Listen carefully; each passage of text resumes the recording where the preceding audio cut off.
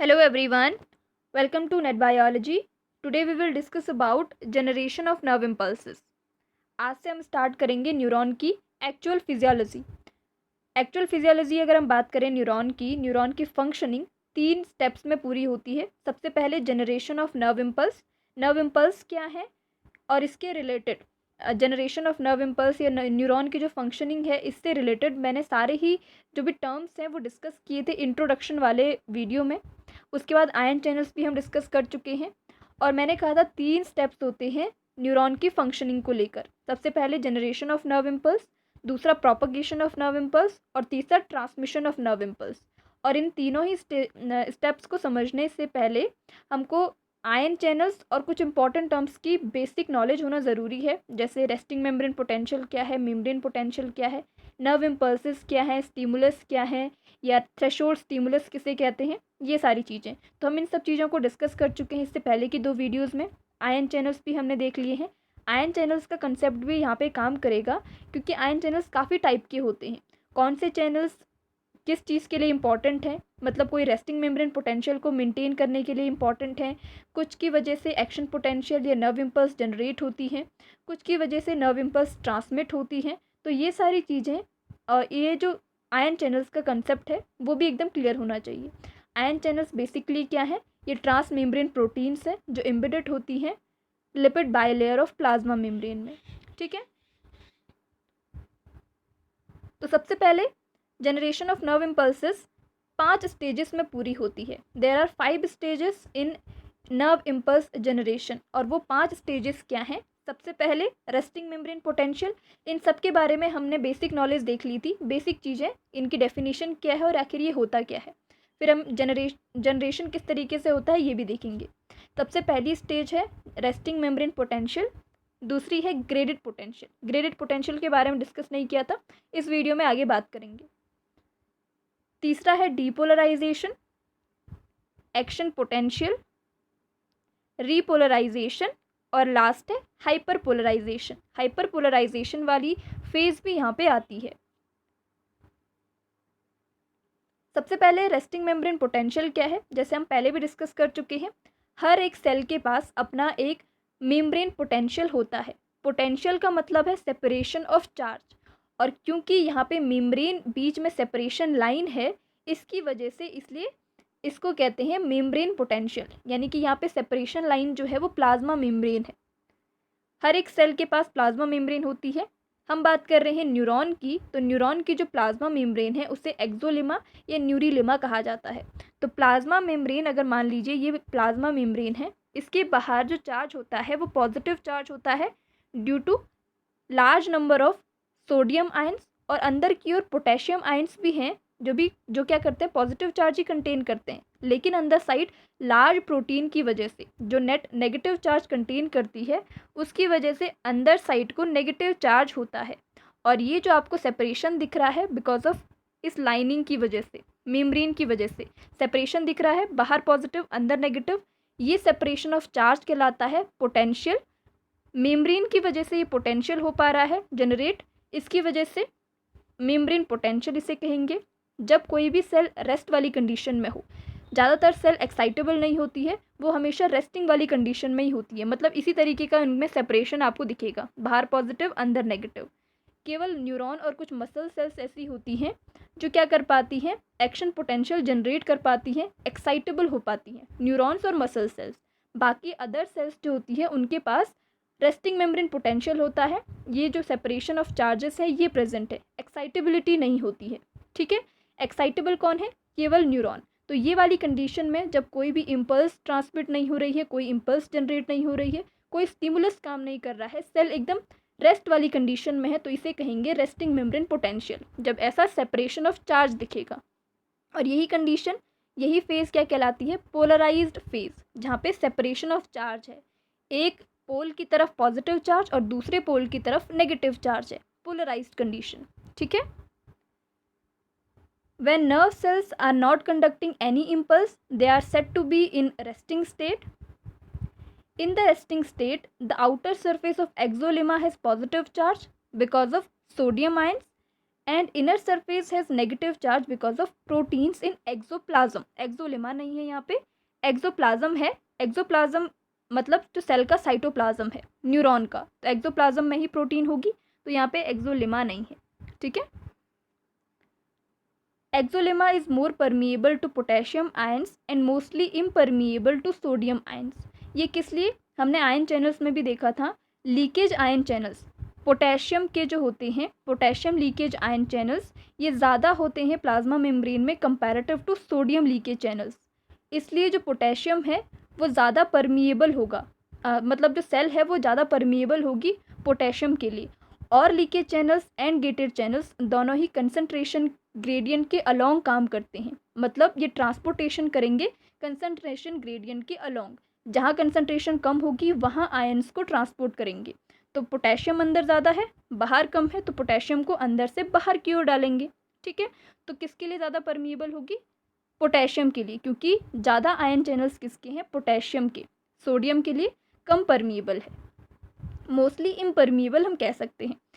Impermeable क्यों, क्योंकि leakage ion channels की वजह से। जब वोल्टेज गेटेड खुलेंगे तब तो ये परमिएबल हो ही जाएगी, क्योंकि voltage gated channels gated channels हैं, और जब इनका गेट खुलता है तभी ये आयन का ट्रांसपोर्टेशन कर सकते हैं।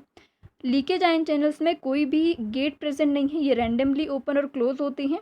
इसलिए यहाँ पे अभी रेस्टिंग वाली कंडीशन की बात हो रही है ना, तो रेस्टिंग वाली कंडीशन में किसके लिए ज़्यादा परमिएबल है, पोटेशियम के लिए ज़्यादा परमिएबल है। This difference in electrical charges across the resting membrane, resting membrane यहाँ पे क्या है, axolemma, is called resting membrane potential. ये जो सेपरेशन है चार्ज का, या जो डिफरेंस है चार्ज का एक रेस्टिंग वाली मेम्ब्रेन में, मतलब जो रेस्ट में है उस मेम्ब्रेन में जो चार्ज का सेपरेशन है वो कहलाता है रेस्टिंग मेम्ब्रेन पोटेंशियल। और अगर हम इलेक्ट्रोड लगा के इसको नापें तो इट इज़, अगर हम न्यूरॉन की बात करें, a typical value of RMP in neuron is about -70 millivolt. हर एक सेल के हिसाब से ये अलग अलग हो सकती है, कोई -90 मिलीवोल्ट हो सकता है, कोई -50 हो सकता है, -80 हो सकता है, 75 हो सकता है, किसी अलग अलग सेल्स के अकॉर्डिंग अलग अलग वैल्यूज़ हो सकती हैं रेस्टिंग मेम्ब्रेन पोटेंशियल की, ठीक है। अब एक और चीज़ है, डायग्राम के थ्रू हम देख सकते हैं कि क्या होता है एक्चुअल में। ये एक प्लाज्मा मेम्ब्रेन है जिसके आउटर साइड यानी कि एक्स्ट्रा सेलुलर फ्लूइड में आपको ज़्यादा सोडियम आयंस दिख रहे होंगे। इसकी वजह से यहाँ पे नेट पॉजिटिव चार्ज होता है। अंदर साइड को इंट्रा सेलुलर फ्लूइड में पोटेशियम आयंस ज़्यादा हैं, और पोटेशियम यहाँ पे लीकेज चैनल्स भी दिखाया गया है, पोटेशियम लीकेज चैनल्स जो पोटेशियम को बाहर की ओर ट्रांसपोर्ट कर रहा है। अंदर की ओर एनायंस भी दिखाए गए हैं जो नेट नेगेटिव चार्ज कंटेन करते हैं, ये इनेबल होते हैं बाहर की ओर जाने के लिए। तो इसकी वजह से यहाँ पे नेट नेगेटिव चार्ज है और बाहर पॉजिटिव चार्ज है। तो ये चार्ज का सेपरेशन जो है यहाँ पे, ये क्या है, मेम्ब्रेन पोटेंशियल, रेस्ट वाली कंडीशन में है, इसलिए ये रेस्टिंग मेम्ब्रेन पोटेंशियल कहलाएगा। मतलब अगर बाहर को पॉजिटिव है और अंदर को नेगेटिव है तो ये कंडीशन रेस्टिंग मेम्ब्रेन पोटेंशियल की कंडीशन है, पोलराइज्ड कंडीशन है, ठीक है। यहाँ पे एक और चार्ट है, डायग्राम, या आप कह सकते हो ग्राफ है। ये ग्राफ आपको हर जगह पे दिखेगा, आगे की जितने भी स्टेजेस हम देखेंगे यहाँ पे सारे स्टेजेस को दिखाया गया है।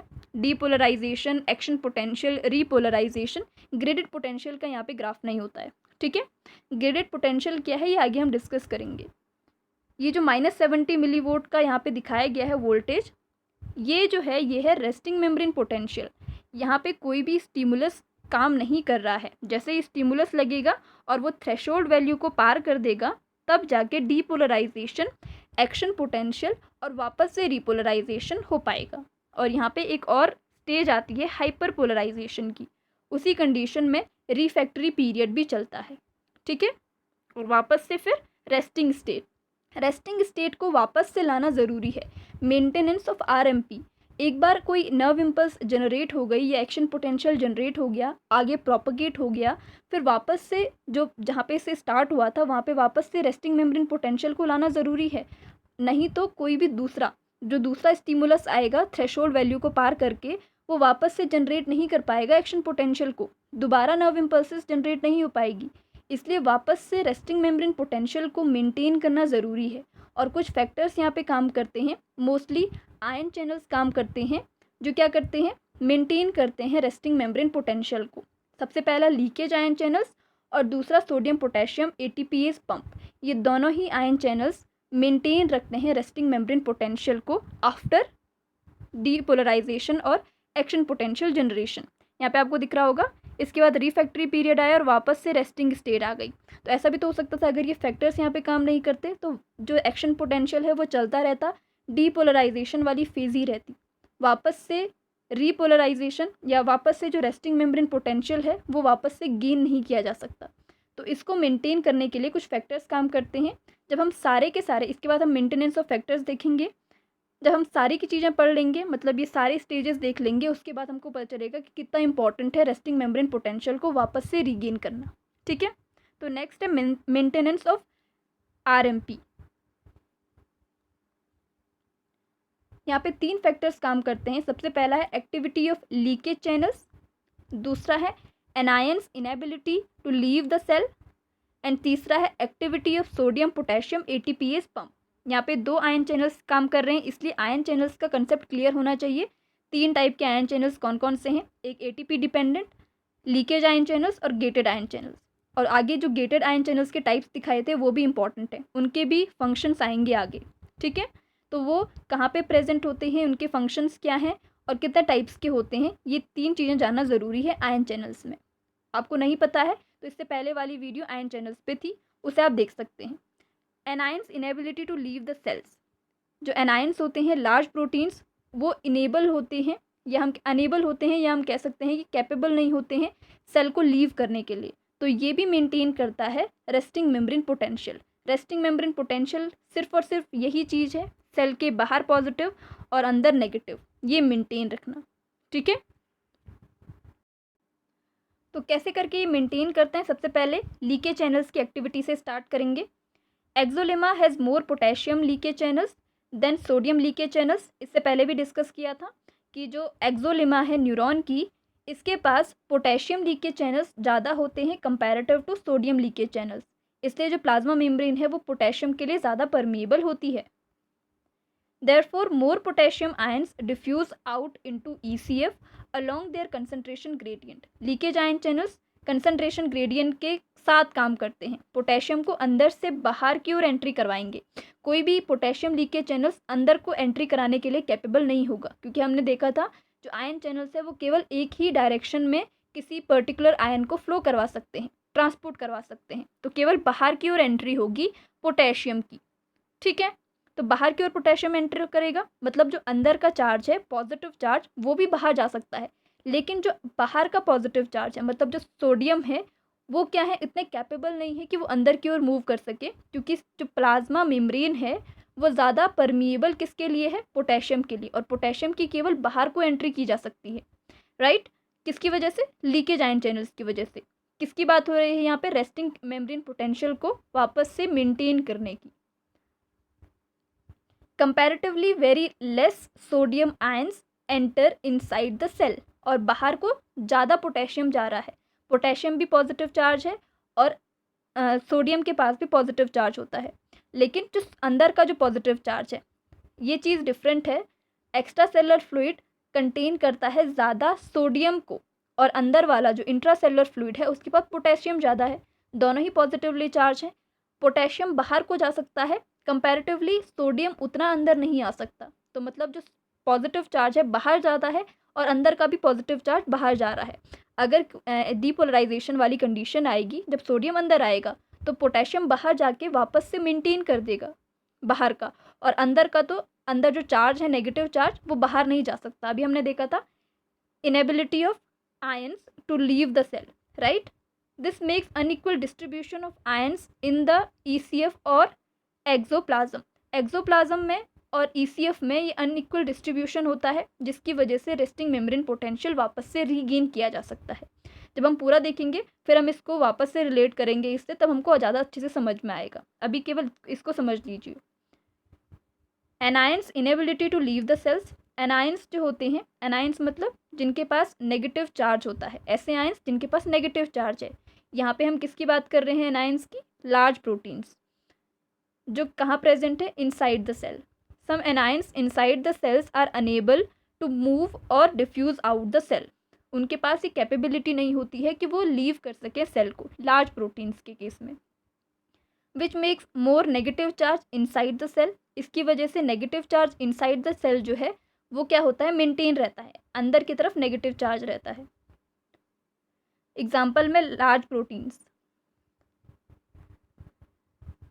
Activity of sodium potassium pump, last वाला जो फैक्टर था सोडियम पोटेशियम एटीपीएस पंप, क्योंकि एटीपी डिपेंडेंट होता है, एटीपी की मदद से ये काम करते हैं एक्टिवली सोडियम को बाहर की ओर और पोटेशियम को अंदर की ओर। सोडियम बाहर पहले ही ज़्यादा है, फिर भी ये सोडियम को बाहर की ओर एंटर करवाते हैं और पोटेशियम को अंदर की ओर एंटर करवाते हैं। इसका मतलब है ये कंसंट्रेशन ग्रेडियंट के अगेंस्ट काम कर रहे हैं, क्योंकि ये एटीपी यूज़ कर रहे हैं। एनर्जी यूज़ करके हम स्ट्रेसफुली क्या कर रहे हैं, स्ट्रेस देके फोर्सफुली क्या कर रहे हैं, कंसंट्रेशन ग्रेडियंट के अगेंस्ट काम करवा रहे हैं। ठीक है, तो इसकी वजह से क्या हो पाता है, कंसंट्रेशन ग्रेडियंट के अगेंस्ट काम होता है और मेंटेन रहता है आरएमपी। किस तरीके से देखते हैं, These pumps help to maintain the resting membrane potential by pumping 3 sodium outside and 2 potassium inside. They are removing more positive charge and bringing less positive charge inside. ज़्यादा चार्ज ये remove कर रहे हैं, ज़्यादा चार्ज बाहर की ओर डाल रहे हैं, पॉजिटिव चार्ज बाहर की ओर ज़्यादा मेंटेन करने की कोशिश कर रहे हैं और अंदर की ओर कम पॉजिटिव चार्ज पहुँचे ये मेंटेन कर रहे हैं। यानी कि यहाँ पे भी अनइक्वल डिस्ट्रीब्यूशन को ये प्रिफर कर रहे हैं। Thus causes an increase in positive charge outside the cell and maintains resting membrane potential. ये क्या करते हैं, इंक्रीज करते हैं पॉजिटिव चार्ज, बाहर को ज़्यादा ट्रांसपोर्ट करवा रहे हैं तो बाहर को जो पॉजिटिव चार्ज होगा वो ज़्यादा होगा और अंदर की ओर कम पॉजिटिव चार्ज है और इसकी वजह से अंदर जो होगा वो लेस पॉजिटिव होगा, यानी कि नेगेटिव होगा कंपैरेटिव टू आउटसाइड। ठीक है, तो अब बात करेंगे ग्रेडेड पोटेंशियल की। ये तो था मेंटेनेंस ऑफ आरएमपी। अब दूसरा जो स्टेज था वो हमने देखा था ग्रेडेड पोटेंशियल। ग्रेडेड पोटेंशियल क्या है इसको समझ लेते हैं, क्योंकि एक्शन पोटेंशियल से पहले ग्रेडेड पोटेंशियल होता है। क्योंकि हमको पता है कि हमारे पास जो सेल्स हैं सबसे पहले डेंड्राइट्स पे आएगा, सबसे पहले जाके वो एक्सॉन पे थोड़ा इम्पल्स जनरेट होगा, सबसे पहले डेंड्राइट्स पे होगा। अगर हम बात करें आउटर कोई स्टिमुलस है जैसे केमिकल, मैकेनिकल या फिजिकल, इलेक्ट्रिकल, कोई भी इम्पल्स, कोई भी स्टिमुलस है जो क्या करता है, इम्पल्स जनरेट करने की पावर रखता है, मतलब इसके जो वैल्यू है वो थ्रेशोल्ड वैल्यू को पार कर सकती है। तो सबसे पहले डेंड्राइट्स ही तो उसको एक्सेप्ट करेंगे, फिर डेंड्राइट्स से होके, डेंड्राइट्स कहाँ पे होते हैं, ये सेल बॉडी है, इसके पास डेंड्राइट्स हैं। तो ये जो डेंड्राइट्स हैं, डेंड्रॉन से फिर फाइन ब्रांचेस डेंड्राइट्स होती हैं, तो डेंड्राइट्स जो होते हैं वो एक्सेप्ट कर पाते हैं। In case of sensory neuron, क्योंकि हम जो भी रिसेप्ट करते हैं वो सेंसरी रिसेप्टर्स ही एक्सेप्ट करते हैं, और सेंसरी रिसेप्टर्स क्या होते हैं, सेंसरी न्यूरॉन्स के डेंड्राइट्स होते हैं। ठीक है, तो सेंसरी न्यूरॉन्स के डेंड्राइट्स ही तो एक्सेप्ट करते हैं। तो इन डेंड्राइट्स पे जो चेंज होगा वो क्या कहलाता है, ग्रेडेड पोटेंशियल। एक्शन पोटेंशियल तो कहाँ पे चेंज है, एक्सॉन में, और एक्शन पोटेंशियल रैपिड चेंज है, रैपिड और लार्ज चेंज। ग्रेडेड पोटेंशियल बहुत ही स्मॉल डेविएशन है, बहुत ही स्मॉल चेंज है। ठीक है, और ये अलग अलग मतलब सब डेंड्राइट्स पे ये उत्पन्न होगा और उसके बाद इसका समेशन होगा एक्सॉन हिलॉक पे। सबसे पहले तो यहाँ पे ये ग्रेडेड पोटेंशियल जो हैं वो जनरेट हुए डेंड्राइट्स पे और फिर आगे ये प्रोपगेट किए जाएंगे और उसके बाद यहाँ पे सबमिट होंगे, फिर यहाँ पे इनका एडिशन होगा, फिर देखा जाएगा कि ये जो सारे ऐड करके ये इतना कैपेबल है, थ्रेशोल्ड वैल्यू को पार कर सकता है और एक्शन पोटेंशियल को जनरेट कर सकता है, तभी इसको आगे भेजा जाएगा, तभी इम्पल्स जनरेट होगी। ठीक है, तो सारे ग्रेडेड पोटेंशियल्स मिलके क्या बनाते हैं, एक्शन पोटेंशियल्स बनाते हैं। ग्रेडेड पोटेंशियल बहुत स्मॉल डेविएशन है और हो सकता है कि ये थोड़ी सी छोटी सी लेंथ को क्रॉस करने में, यहाँ तक इसको ट्रैवल करने में ये क्या हो जाए, डिस्ट्रॉय हो जाए, ऐसा भी हो सकता है। ठीक है, तो जितना यहाँ तक पहुँच जाएंगे वहाँ पे मिल के सबमिट होके ऐड होके फिर आगे इम्पल्स जनरेट होगी या नहीं ये डिसाइड किया जाएगा इन ग्रेडेड पोटेंशियल की वजह से। तो ग्रेडेड पोटेंशियल समझ में आ गया होगा। Small change in resting membrane potential, resting membrane potential में लार्ज चेंज डीपोलराइजेशन या एक्शन पोटेंशियल कहलाता है, स्मॉल चेंज ग्रेडेड पोटेंशियल कहलाता है। और ये चेंज कहाँ पे होता है, डेंड्राइट्स पे। Graded potential occurs mainly in the dendrites and cell body of neuron. This small change in resting membrane potential happens when a stimulus causes opening of mechanically, chemically and thermally gated channels. हमने कहा था जो sensory receptors होते हैं इनमें ये तीनों type के गेटेड चैनल्स प्रेजेंट होते हैं और इनकी ओपनिंग तभी होगी जब कोई पर्टिकुलर स्टिमुलस इनको ओपन या क्लोज करेगा. Mechanical stimulus, physical stimulus, chemical stimulus, ये इनको ओपन और क्लोज कर सकता है. तो ये कहाँ पे है? रिसेप्टर्स में. और सेंसरी रिसेप्टर्स क्या है? सेंसरी न्यूरॉन्स के डेंड्राइट्स ही हैं. These channels are located in the dendrites of sensory neurons. Summation या addition of these graded potential occurs at the axon hillock. Axon hillock को ट्रिगरिंग पॉइंट भी कहा जाता है. ट्रिगरिंग पॉइंट इसलिए क्योंकि ये ट्रिगर्स करता है एक्शन पोटेंशियल को. यहीं पे डिसाइड होगा, ये डिसाइडिंग पॉइंट भी है जो डिसाइड करेगा कि जो ग्रेडेड पोटेंशियल ऐड हुए हैं ये एक्शन पोटेंशियल जनरेट कर सकते हैं या नहीं, ये थ्रेशोल्ड वैल्यू को पार कर सकते हैं या नहीं, ये एक्शन पोटेंशियल करेंगे, जनरेट करेंगे, नर्व इम्पल्स जनरेट करेंगे या नहीं. ठीक है. Graded potential is useful only for short distance communication. जैसा मैंने कहा कि हो सकता है कि कुछ ग्रेडेड पोटेंशियल ऐसे हो जो शॉर्ट डिस्टेंस को पार करने पर ही, ट्रेवल करने पर ही डिस्ट्रॉय हो जाएं, या सेल जो साइटोप्लाज्म है सेल का वहाँ तक पहुँचने पर ही डिस्ट्रॉय हो जाएं. कुछ ही एक्सॉन हिलॉक तक पहुँच सके और फिर ऐड होके फिर एक्शन पोटेंशियल बनाए. ठीक. यहाँ पे एक डायग्राम है सेंसरी न्यूरॉन का जिसमें दिखाया गया है कि जो सेंसरी रिसेप्टर्स होते हैं जिनके बारे में हम बात कर रहे थे, सेंसरी रिसेप्टर्स में वोल्टेज गेटेड, मैकेनिकली, थर्मली और केमिकली गेटेड चैनल्स होते हैं. सेंसरी रिसेप्टर्स ही एक्सेप्ट करते हैं किसी पर्टिकुलर स्टिमुलस को. ये सेंसरी रिसेप्टर्स एक्चुअल में सेंसरी न्यूरॉन के डेंड्राइट्स ही हैं. ठीक है. ये डेंड्रॉन है और फिर ये आगे चल के फाइन ब्रांचेस इनके डेंड्राइट्स बनाते हैं, या सेंसरी रिसेप्टर्स भी इन्हें कहते हैं. इनके पास मैकेनिकली, थर्मली और लाइगेंड गेटेड चैनल्स होते हैं. ठीक है. और यही एक्सेप्ट करते हैं किसी पर्टिकुलर स्टिमुलस को. डीपोलराइजेशन क्या है? सेंसरी न्यूरॉन्स फिर आगे भी इम्पल्स जनरेट करती हैं एक न्यूरॉन से दूसरी न्यूरॉन में, फिर वो मोटर इम्पल्स बनती है, वो सारी चीज़ें हमको पता है. अब डीपोलराइजेशन कैसे होगा? जैसे अभी हमने देखा वहाँ पे सेल बॉडी थी, सेल बॉडी के बाद ये सारे ग्रेडेड पोटेंशियल ऐड होते हैं और फिर जाके डिसाइड होगा कि एक्शन पोटेंशियल जनरेट करते हैं या नहीं. मान लीजिए ये सारे मिलके थ्रेशोल्ड वैल्यू को पार कर रहे हैं और एक स्टिमुलस को, या एक ये जो स्टिमुलस है ये थ्रेशोल्ड स्टिमुलस है और ये एक्शन पोटेंशियल जनरेट करने के लिए कैपेबल है. फिर डीपोलराइजेशन स्टेट में क्या होगा? तीसरी जो स्टेज थी वो थी depolarisation stage. When a graded potential crosses the threshold value, voltage gated sodium channels opens. कौन से चैनल्स? हमने देखा था वहाँ पे दो इसके गेट थे.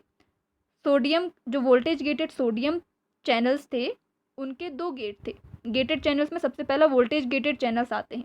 सोडियम में दो गेट होते हैं, एक होता है एक्टिवेशन गेट अपर साइड में और दूसरा होता है इनएक्टिवेशन गेट नीचे वाले साइड में.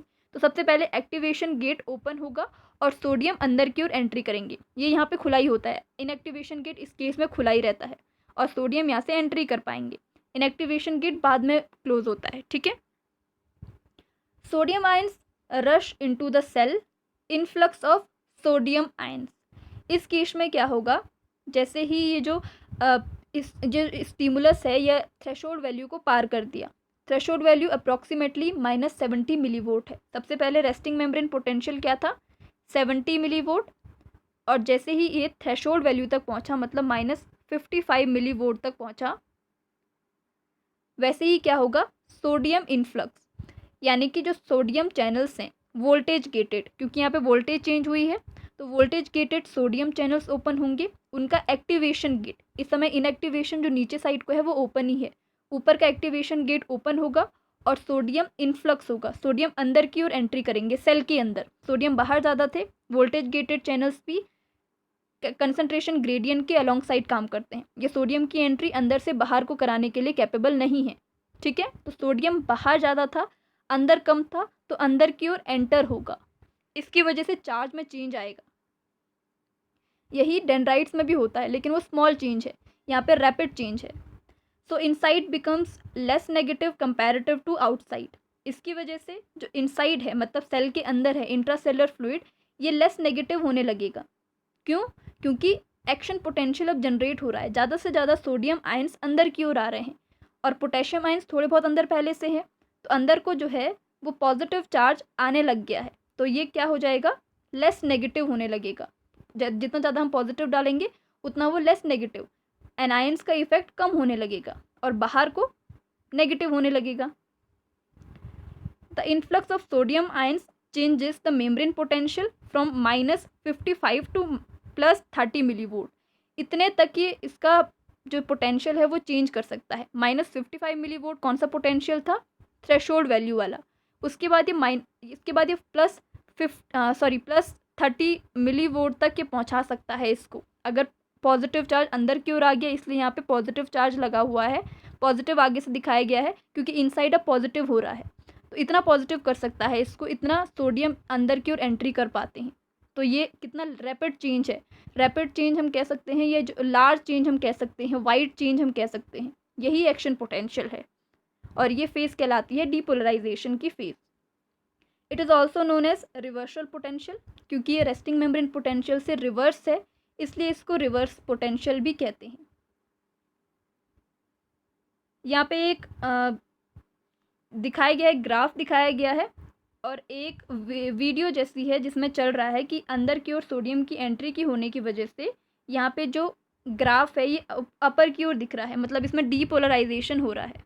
ठीक है, किसकी वजह से? क्योंकि सोडियम बाहर से अंदर की ओर इसमें एंट्री कर रहे हैं, रैपिडली अंदर आ रहे हैं, बहुत सारे सोडियम आयंस अंदर आ जाएंगे तो पॉजिटिव चार्ज अंदर हो जाएगा, इसकी वजह से ये +30 मिलीवोल्ट तक इसको पहुँचा सकता है और ये फेज़ कहलाती है डीपोलराइजेशन की और इसी की वजह से नर्व इम्पल्स या एक्शन पोटेंशियल जनरेट होता है।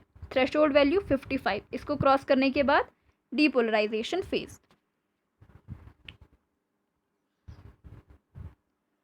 देन एक्शन पोटेंशियल क्या है? एक्शन पोटेंशियल यही है, जो डीपोलराइजेशन है उसकी वजह से रैपिड जो चेंज हो रहा है वो एक्शन पोटेंशियल है। चार्ज में जो रैपिड चेंज हो रहा है, पॉजिटिव चार्ज बाहर था लेकिन अब अंदर हो गया है, यही क्या है? एक्शन पोटेंशियल है।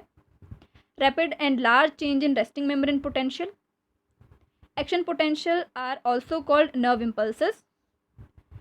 It may reach up to +60 millivolt. हो सकता है कोई एक्शन पोटेंशियल जो है वो 60 मिलीवोल्ट तक भी पहुंच सकता है, +60 मिलीवोल्ट तक पहुंच सकता है, वरना जनरली ये 30-40 तक ही होते हैं। यहाँ पे एक डायग्राम है जिसमें डीपोलराइजेशन वाली फेज़ वही दिखाई गई है। डीपोलराइजेशन अपर साइड को, ये ग्राफ का जो डिफ्लेक्शन है वो ऊपर साइड को है। सोडियम जो चैनल्स है वो एक्टिवेशन गेट इनका खुल गया है, इनएक्टिवेशन गेट पहले से ही खुला हुआ है और सोडियम की एंट्री अंदर को हो रही है।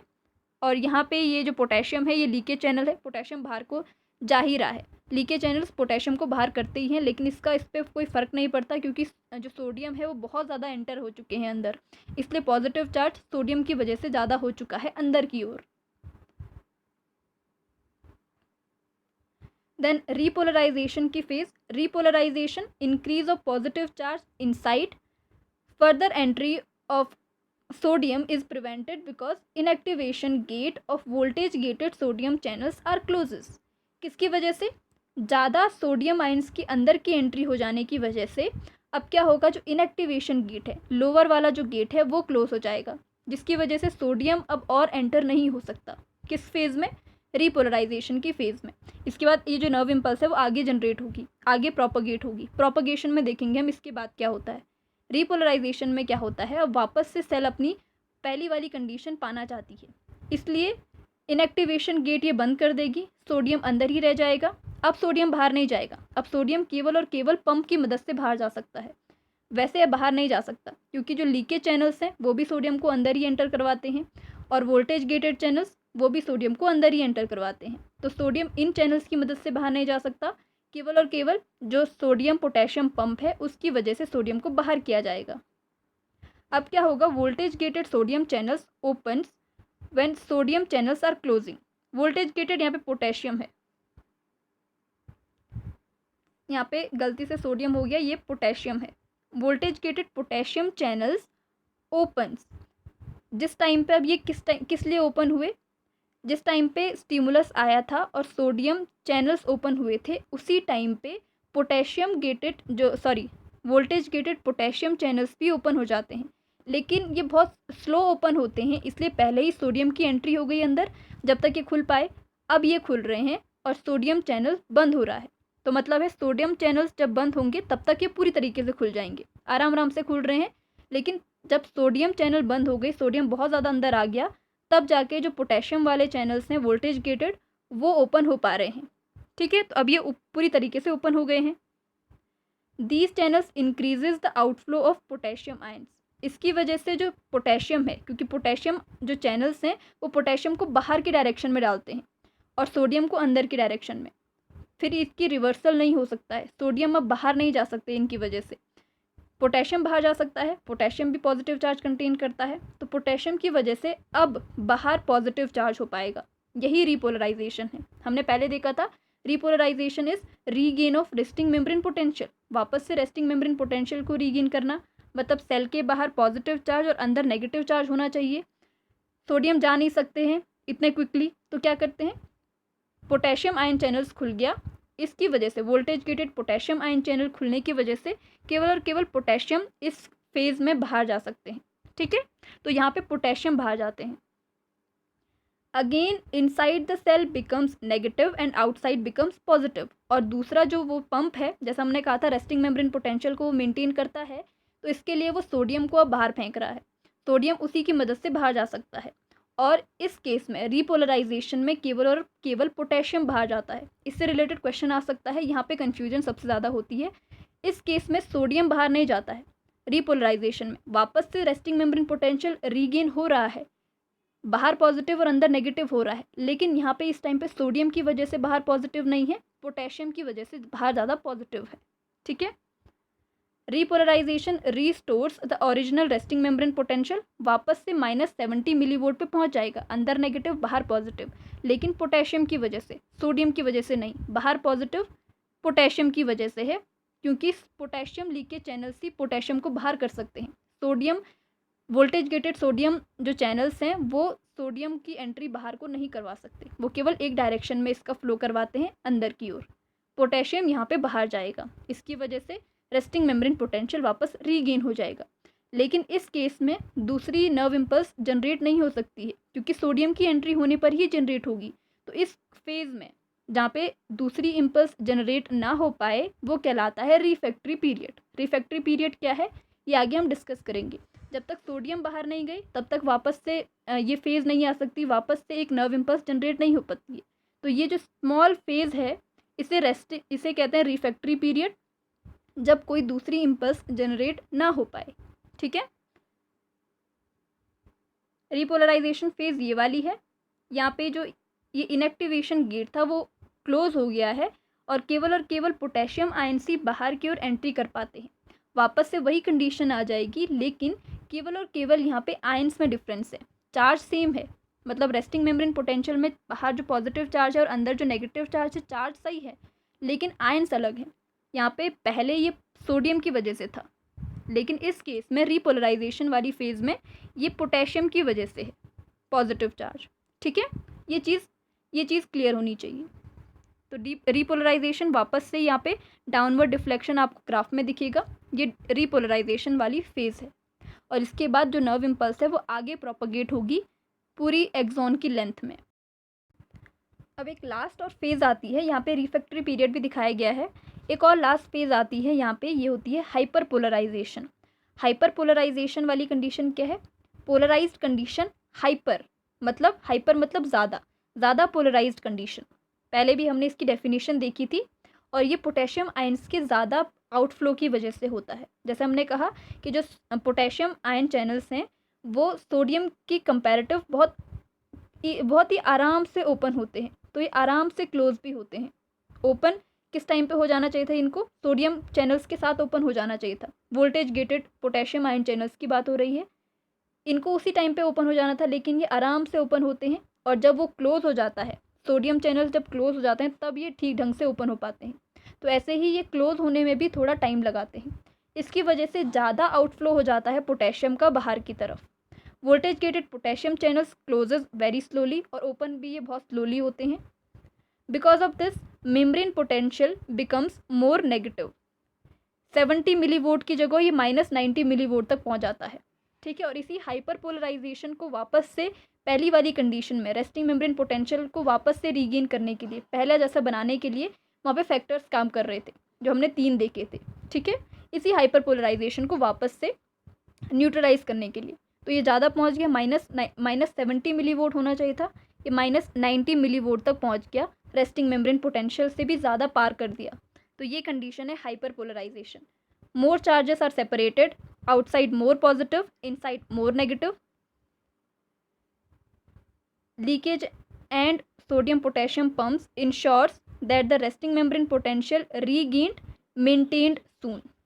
इसलिए हमने देखा था कि ये दोनों चैनल्स काम करते हैं फैक्टर की तरह रेस्टिंग मेम्ब्रेन पोटेंशियल को मेंटेन करने के लिए। ठीक है, नेक्स्ट वीडियो में हम बात करेंगे प्रोपगेशन ऑफ नर्व इम्पल्सेस। ये था जनरेशन ऑफ नर्व इम्पल्सेस के बारे में। Thank you so much.